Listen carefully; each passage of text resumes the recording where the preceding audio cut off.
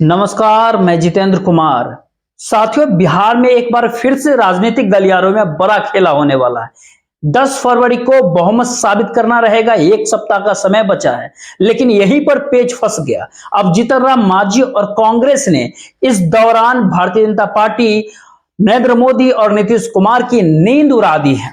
जी हां, और जीतन राम मांझी जिस प्रकार से इस सेंटर में आ गए हैं और जिस केंद्र बिंदु में पहुंच गए हैं और नीतीश कुमार के सामने जीतन राम मांझी खड़े हो गए हैं, निश्चित तौर पर मुश्किल नरेंद्र मोदी के लिए और नीतीश कुमार के लिए बढ़ गई है। और एक प्रकार से कहे, इस समय उन दोनों की सांसें, भारतीय जनता पार्टी के नेताओं की सांसें अटकी हुई है। अगर ये कहे तो गलत नहीं होगा।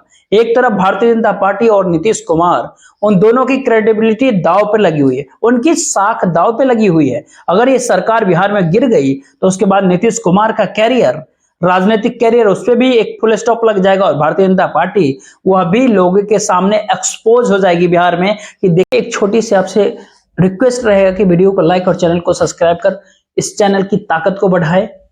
ये सब करना जरूरी है, इसमें कुछ भी आपका जाता नहीं है। और हो सके तो इस क्यूआर कोड को स्कैन कर आर्थिक रूप से चैनल को मजबूत करने का प्रयास करिए। सरकार बनाने के लिए जैसे तैसे कैसे भी कर करके वो जो है सारे हथकंडे अपना करके बिहार में सरकार में आने की कोशिश किया, लेकिन सरकार में वो आ नहीं पाए।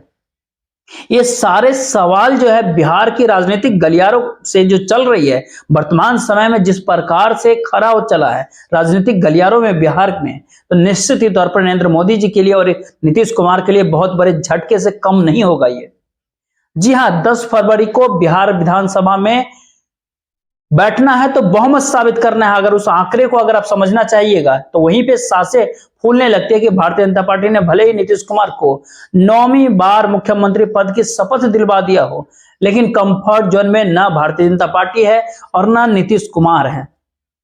क्योंकि तेजस्वी यादव के पास में केवल 7 विधायकों की ही कमी होती है और ये 7 दिन जो बचे हैं, आज 3 फरवरी और 10 फरवरी को बहुमत साबित करना है, फ्लोर टेस्ट होगा। और इन 7 दिनों के भीतर अगर तेजस्वी यादव ने, लालू प्रसाद यादव ने, जो अब तक वो कह रहे हैं कि हम पत्ते नहीं खोल रहे हैं, और वहीं दूसरी ओर कांग्रेस ने जीतन राम मांझी को ऑफर खुला दे दिया है मुख्यमंत्री पद का, तो ऐसे में सवाल उठता है कि अगर ऐसा सब कुछ अगर हो गया तो फिर भारतीय जनता पार्टी किस मुंह से बिहार के आम जनता के पास वोट मांगने पहुंचेगी?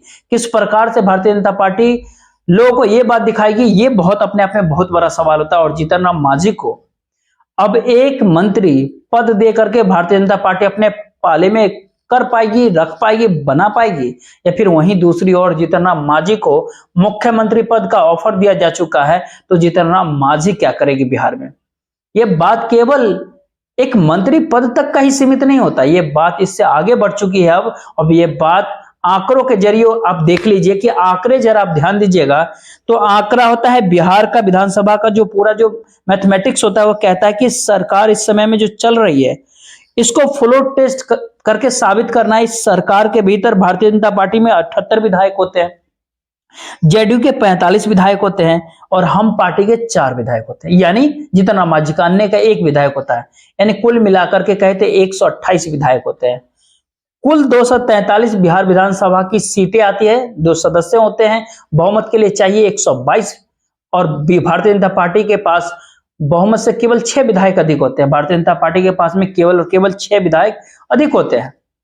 वहीं तेजस्वी यादव को सीएम बनाने के लिए या फिर कांग्रेस आरजेडी के महागठबंधन की सरकार बनाने के लिए केवल 7 विधायकों की कमी होती है।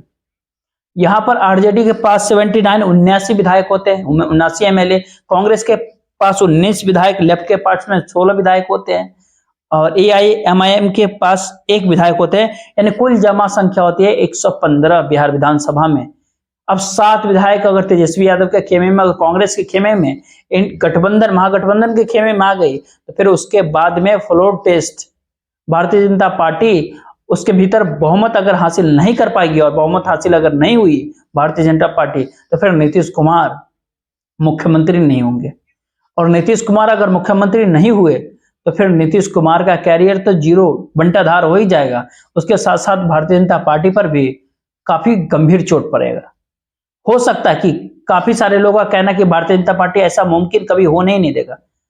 हो सकता है, संभव है, बिल्कुल सही बात है, भारतीय जनता पार्टी ऐसा मुमकिन कभी होने नहीं देगी, लेकिन बहुत बार मुमकिन हो भी जाता है और भारतीय जनता पार्टी कुछ भी नहीं कर पाती है। भारतीय जनता पार्टी केवल देखती रहती है।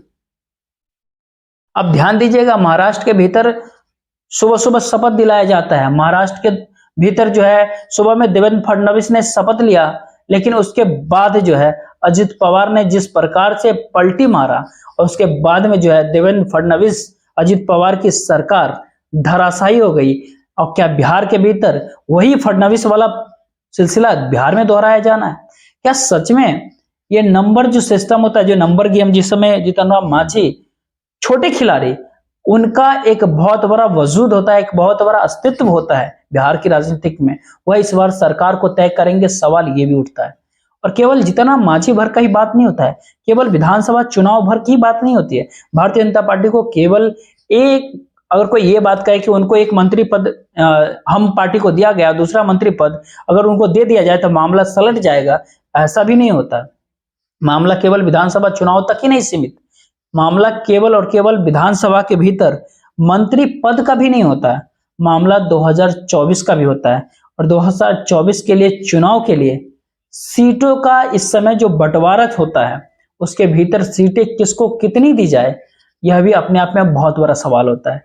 क्योंकि पिछली बार जो है विधानसभा चुनाव में बीजेपी किस प्रकार से लड़ी थी और भारतीय जनता पार्टी के साथ जेडीयू था। चिराग पासवान एलजेपी की पार्टी होती है, लेकिन एक मुश्त अब एलजेपी के भीतर दो धरे हो चुके, वहां उपेंद्र कुशवाहा और भारतीय जनता पार्टी की तरफ आ चुके हैं। चिराग पासवान अलग सीट वहां से मांगेंगे, पशुपति पारस उनके चाचा, चिराग पासवान के चाचा, वो अलग सीट मांगेंगे, तो चाचा और भतीजों को उनको संतुष्ट करना है, उपेंद्र कुशवाहा को संतुष्ट करना है। और उसके साथ साथ जो है एक बयान आज जो चल रहा था ओम प्रकाश राजभर, वो भी 2 सीटें बिहार के भीतर मांग रहा है। उनका कहना है कि 5 सीट हमको चाहिए, भारतीय जनता पार्टी 3 सीटें उत्तर प्रदेश के भीतर दे और 2 सीट बिहार के भीतर दे दे। ऐसे में 5 सीट का जो लोकसभा का चुनाव का जो ओम प्रकाश राजभर ने जो बात कर दिया है, तो उसका कैसे पूरा किया जाएगा? और हर कोई सिर्फ और सिर्फ जो है बार्गेनिंग करने पे तुला हुआ है और भारतीय जनता पार्टी के पास में इस समय में देने के लिए कुछ बहुत ज्यादा होता नहीं है। तो ऐसे में इस दौरान भारतीय जनता पार्टी अपने आप को कैसे समेटेगी, यह भी बहुत बड़ा सवाल होता है। क्योंकि भारतीय जनता पार्टी को यह भी लगता है कि हम जीत करके नरेंद्र मोदी के चेहरे पे आएंगे और सीटें अगर उनकी रही तो आगे 5 साल के लिए एक डंडा ठहर जाएगा। ऐसे में कैसे होगा? ऐसे में क्या फिर से सच में उनको उतनी सीटें देनी भी चाहिए जितनी सीटें वो डिमांड कर रहे हैं? और जीतन राम मांझी सीधे तौर पे उनका कहना है कि मुझे महागठबंधन से सीएम पद का ऑफर मिल चुका है और मैंने उस ऑफर को ठुकरा दिया है। तो अब 2 सीटें अगर उनको मंत्रिमंडल में अगर नहीं मिला तो ये अन्याय होगा। अब दरअसल जीतन राम मांझी इस समय में 5 उंगलियां कहीं ना कहीं अपना घी में डाल के रखना चाहते हैं। जीतन राम मांझी एक तरफ विधानसभा के भीतर, मंत्रिमंडल के भीतर 4 विधायकों में से 2 विधायकों को मंत्री बनवाना चाह रहे हैं, वहीं पे अपने लिए राज्यसभा की सीट भी डिमांड कर रहे हैं। और खबरें यहां तक चलती है कि उनको जो है मंत्री ना बना करके राज्यपाल के लिए मनाने की कोशिश भारतीय जनता पार्टी की तरफ से हो रही है।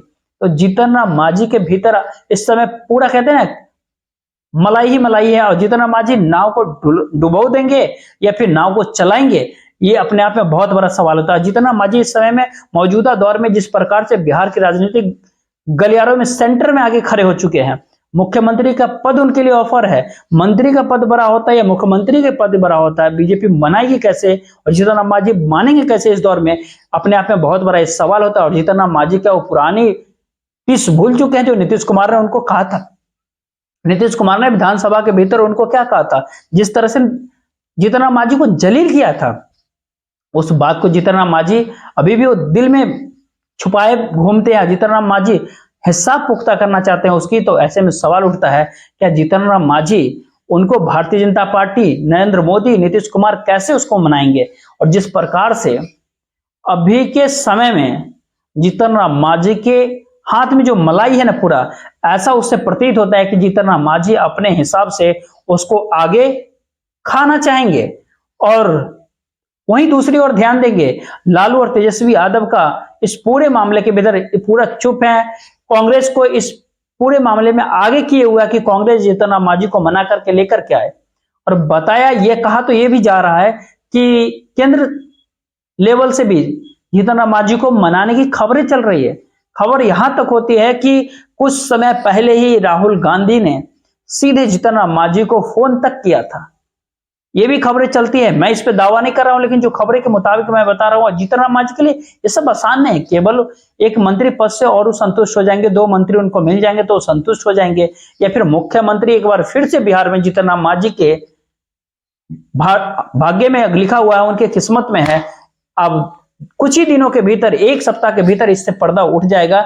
10 फरवरी को बिहार में जब विधानसभा में बहुमत साबित करने का जब फ्लोर टेस्ट होगा तो उस दिन क्या होगा, और 10 फरवरी के दिन जो आज भारतीय जनता पार्टी के साथ जो नंबर है विधायकों का, जो नीतीश कुमार के साथ विधायकों का नंबर है, खेमा है, 10 फरवरी को सारे विधायक साथ रहेंगे या नहीं, अपने आप में बहुत बड़ा सवाल होता है। अगर जेडीयू के विधायक अब्सेंट भी अगर होते हैं तो भी सरकार फिर नहीं बच पाएगी, और ऐसे में पूरी एक एड़ी चोटी का जोट नीतीश कुमार और पीएम मोदी, नरेंद्र मोदी जी लगा रहे हैं बिहार की राजनीति में। और सवाल ये भी होता है कि 10 तारीख को क्या होगा, लेकिन इससे भी बहुत बड़ा सवाल ये होता है कि पीएम मोदी बिहार आने वाले हैं, और बिहार आकर के क्या पीएम मोदी क्या जीतन राम मांझी को मना पाएंगे?